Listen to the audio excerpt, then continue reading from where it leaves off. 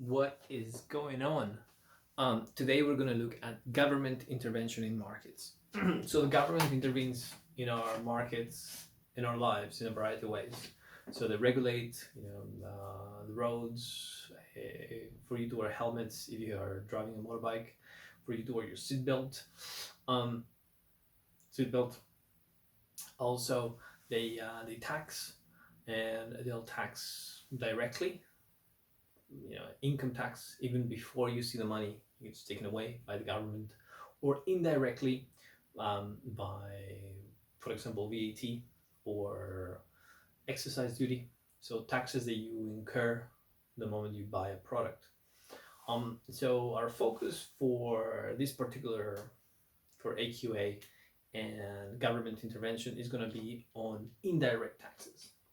So indirect taxes, they generate revenue for the government, so that they can reinvest back into society, into the NHS, free school meals, hospitals, defense, infrastructure, roads, lights, and so forth. And also is a way of deterring or promoting the consumption of a product. So if they reduce taxes of a product, they might encourage consumption, or if they put taxes up for a particular product, then they will make people stop buying it. So like in Dubai, the taxes for alcohol are very high, and they used to be low for tobacco. I remember paying like £1 for a pack of cigarettes, whereas for a beer, 500 ml was something like £24 I paid. This is back in 2013, 2014. So these type of taxes change people's behavior. And it's also known as indirect taxes tend to be regressive, so they tend to affect the poor more than the rich. So if you're rich, it doesn't matter, because you still have more money to pay for those things. Whereas if you're poor, then it's going to take a big percentage of your salary every month, meaning that you're more likely to stop buying things if taxes go up for them. And that's the purpose. I mean, that's what the government that's what they design. That's what they want by putting taxes up or down.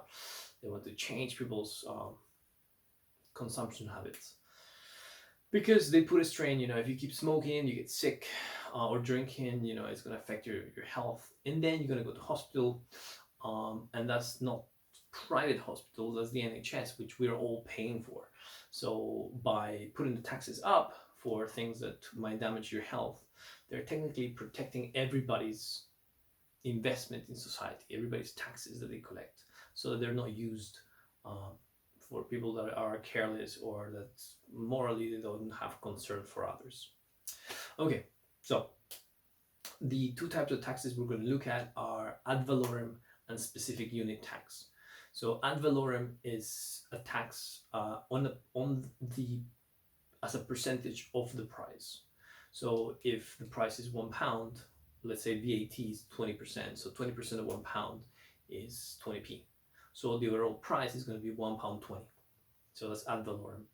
And also the interesting thing about ad valorem is that as the price of that product goes up, then also the revenue for the government goes up. So if the price goes, instead of £1, goes to £10, then the £10, 20% of £10 becomes £2 instead of just 20p. So therefore, the more the price goes up, the more revenue the government will collect, because it's a percentage of the price. So the more the price goes up, the better for the government, or the more money they'll collect in revenue. So that's ad valorem. A very popular example is VAT. It's 20%. When we buy goods and services, we pay 20% on top. Now, the question is how much we pay and how much the producer pays. So that depends on the level of incidence. So we're looking at products which are elastic, which there are alternatives, substitutes for, then the producer tends to absorb the tax, and they don't tend to pass it on to us. The reason they don't pass it on to us is because if they do, then we will just not buy that product and buy something else instead. So for example, sugar tax, it deters people, will stop buying Coca-Cola and they'll buy instead, I don't know, Coca-Cola Zero or something which has no sugar, or a different product. So because there's so many substitutes, then companies that are selling sugar drinks are likely to absorb the tax and not necessarily try and pass it on to the consumer or try to avoid passing it on to the consumer, because the consumer is not going to want to pay for that tax if there is so many other substitutes. But on the other hand, if the product they are selling is inelastic, then there's no substitutes for it. Let's say vaccines, or I don't know, something which is there's a lot of brand loyalty for. So even if the government taxes or imposes a VAT on this, then we are still going to pay for it, because either there's no other alternative. So if we want that product, we will have to pay the extra amount revenue for the government, and the supplier is going to just pass it on to us. Why would the supplier want to pay for it if they can pass it on to the consumer? They'll pass it on to us. On the other hand, if it's elastic, even if they want to pass it on to us, we as consumers are not going to take it. We're like, no, I'll buy something else. I'm not going to buy it from you. I'll take my money elsewhere. But if it's inelastic, then we'll just have to buy from you because I cannot get it from anywhere else. So here, have some extra 20% of my money. 20% of the price, VAT. Good. So diagrams.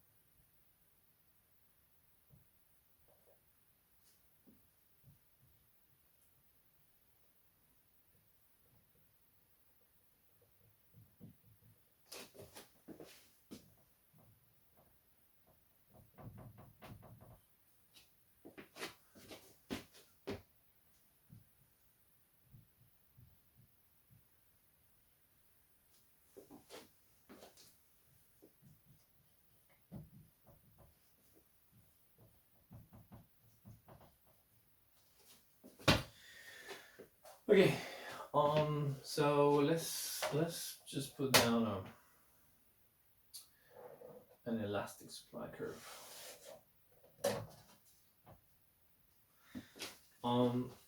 So you know that's an elastic supply curve if it's above this. If it's a positive, starts from a positive figure on the y-axis.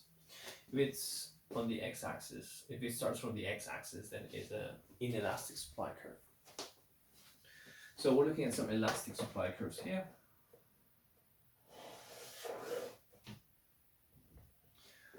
So this is our first line. Okay, so if it's a specific unit tax, then that's a tax on the volume of the product. So an example of this would be exercise duty on alcohol. So for every 75 milliliters, you get charged £2. It doesn't matter how much you pay for the bottle, £1, or for a very expensive wine bottle of 100,000 pounds, you still pay £2 for every 75 milliliters. Meaning that irrespective of the price doesn't matter, you still pay those £2 no matter what price it is. So along our supply curve, the line will just shift parallel to it.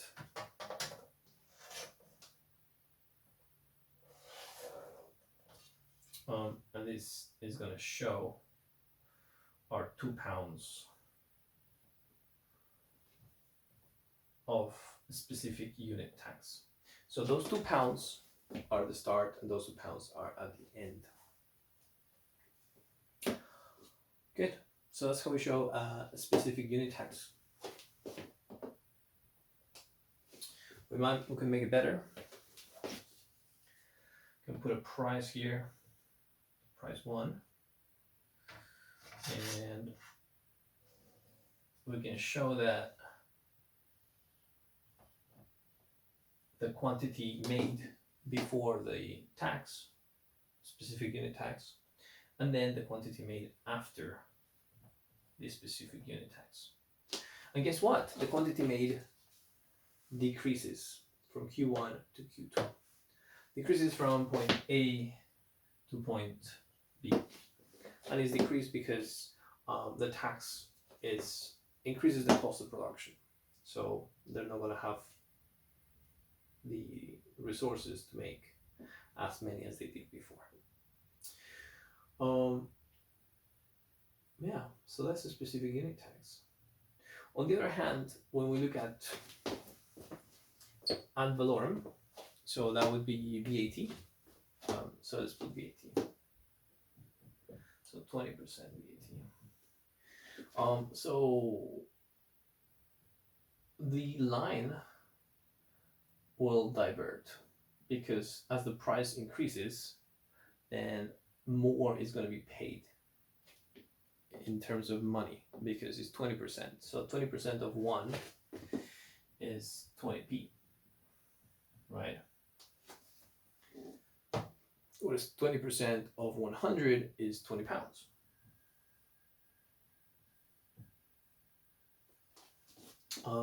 So as the price, so let's say price 1, 20% of that is 20p. So that means that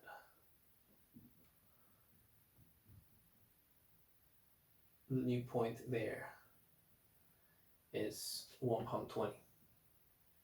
Now, if the price carries on increasing, let's say £100. So at £100, the quantity, what do we have? The VAT 20% will be £20. So if this difference between this point and this point is 20p, then at £100,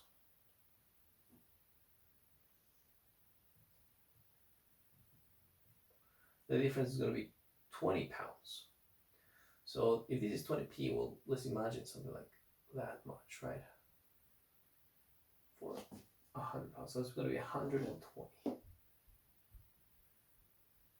So you can see that whereas here is quite close to the curve, out here is farther away from the curve. So you can see how the line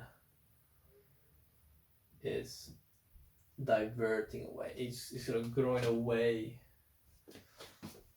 from our original line. And this is 20p, and this will be £2. Sorry, £20. So in both cases, they're charging 20%. But again, more revenue is taken as the price increases. So those are ways in which you can show the impact of an ad valorem versus the impact of a specific unit tax. Good.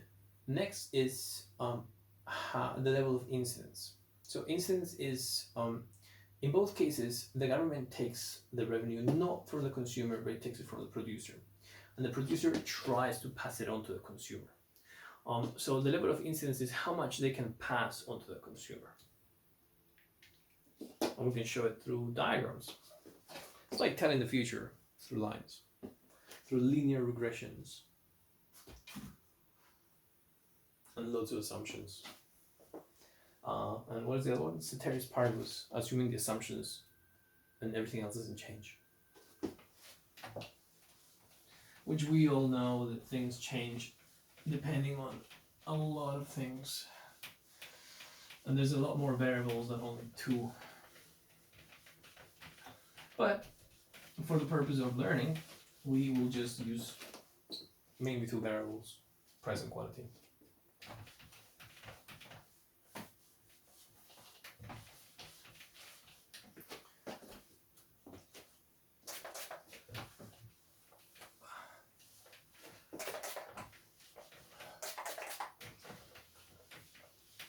Okay.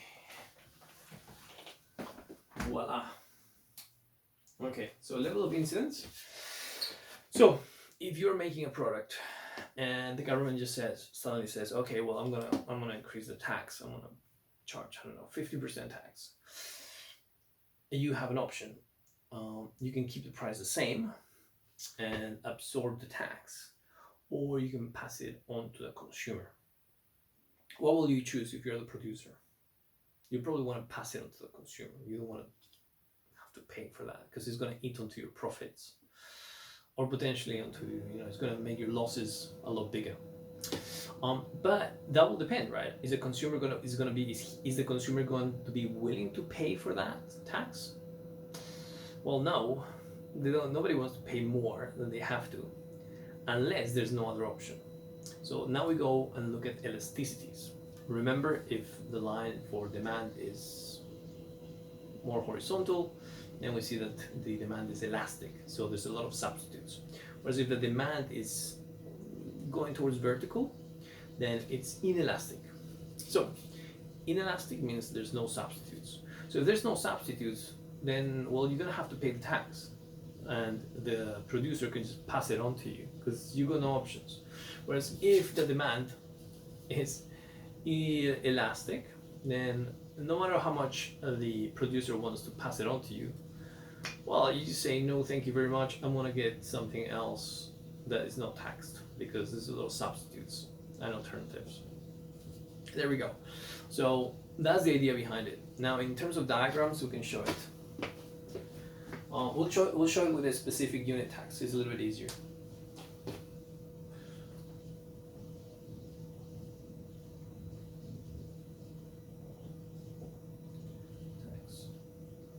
We're going to look at the level of incidence.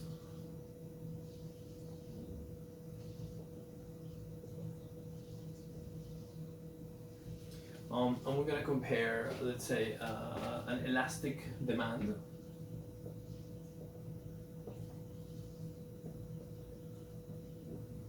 with an inelastic demand.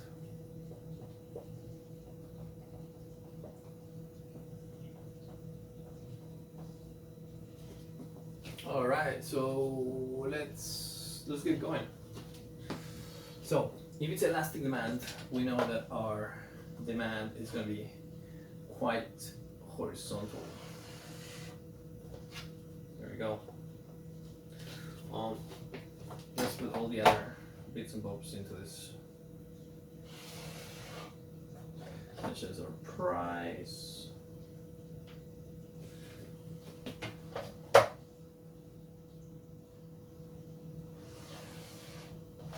our quantity,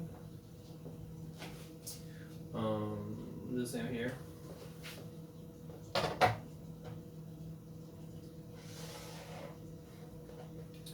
Our price, our quantity. Let's try and keep it similar, I suppose.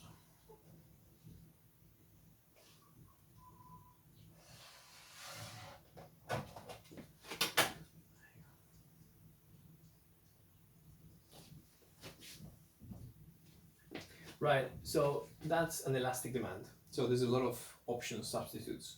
This is an inelastic demand, so we're gonna make it more vertical.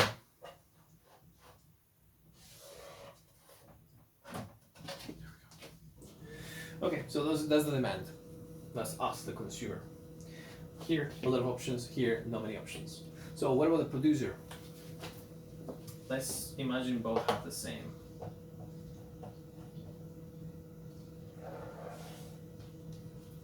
Supply one. There we go. Supply one. Okay, now, well, let's imagine we're looking at soft drinks, right? So one is elastic demand, so there's no brand loyalty and there's a lot of options available. Whereas one is inelastic, so there's no options to that soft drink. It's like very unique, very specific. You can't find it anywhere else. So the demand is inelastic. So when we're looking at introducing a tax, let's say, I don't know, a sugar tax on these particular brands, let's say Coca-Cola versus what's unknown.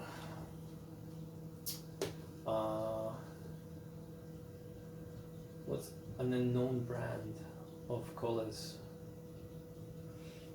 I don't know. That's why it's unknown. I think it's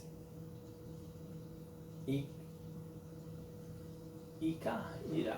No, what's the noise? Tesco Cola, there we go.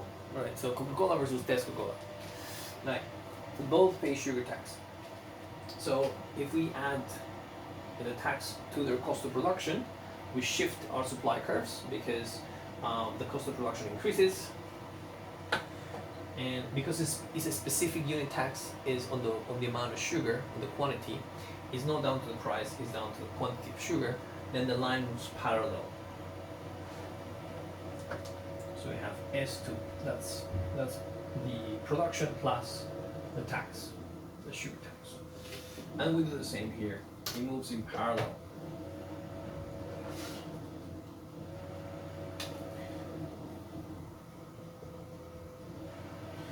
The only difference is obviously one is inelastic, the other one's elastic. So we have our original quantity produced, but due to the increase in the cost of production, the quantity has decreased.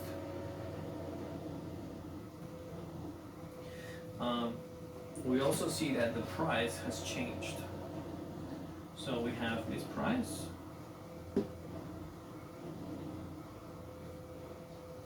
The price has gone up from P1 to P2. Here we also have our original quantity of, this is Coca-Cola, the original quantity of Coca-Cola produced. And here we have the new quantity of Coca-Cola produced, which is quite similar, you can see. There's not much of a change. This is a decrease, but not much of a decrease in the quantity. This is the original cost per can, price 1, and this is the cost including the tax now. So we got P2, that's the cost plus tax. So here we have the Tesco Cola. Because of the sugar tax, nobody wants to buy it anymore because it's elastic. They're buying other things. They don't really have any brand love. So the quantity has really decreased because nobody wants to buy it anymore. And the price has just increased a little bit because now it includes tax. So the level of incidence, how much they can pass on to the consumer, you can see it from here. How? Well, we look at the quantity supplied here at Q2. Without the tax, this will be the cost there. And then with the tax is up to P2. So we see all that is the tax, the sugar tax per unit that we make. Now, the top part, which I'm going to shade in black, with the rectangle there, shows the incidence on the consumer.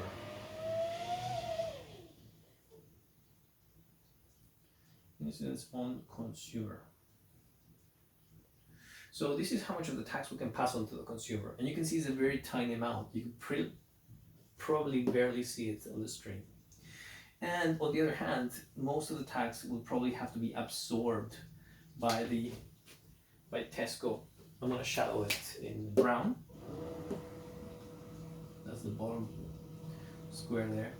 So that's the incidence on the producer instance.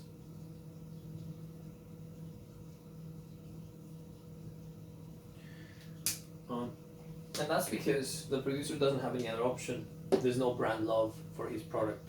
There's too many alternatives.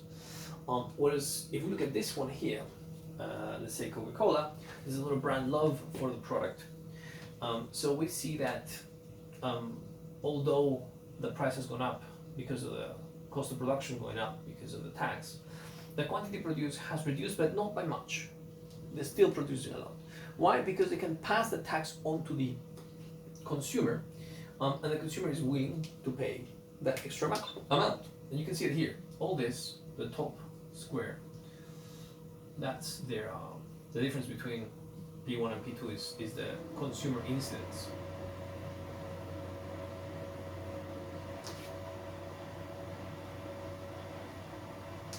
And now we need to find the producer incidence. So we see here the when they make quantity 2, the cost without tax is here. Is the cost without tax.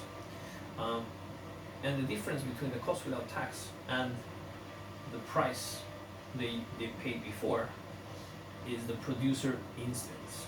So all these little bits, this rectangle here, that's the producer instance.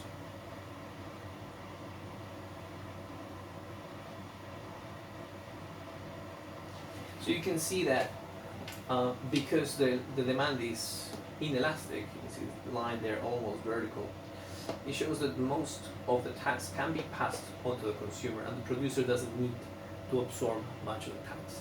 So when the government collects the revenue, it's taking it mainly from the consumer and very little from the producer if the product is inelastic. Whereas if the product is elastic, there's lots of alternatives, Tesco Cola, then you can see that a lot of tax is going to be taken from the producer because the consumers aren't willing to pay the tax for it. So therefore, that's an example, and that's your diagrams. I hope you enjoyed the lesson. It's a little bit too long, but hey, that's life. Good luck in your exams and see you soon.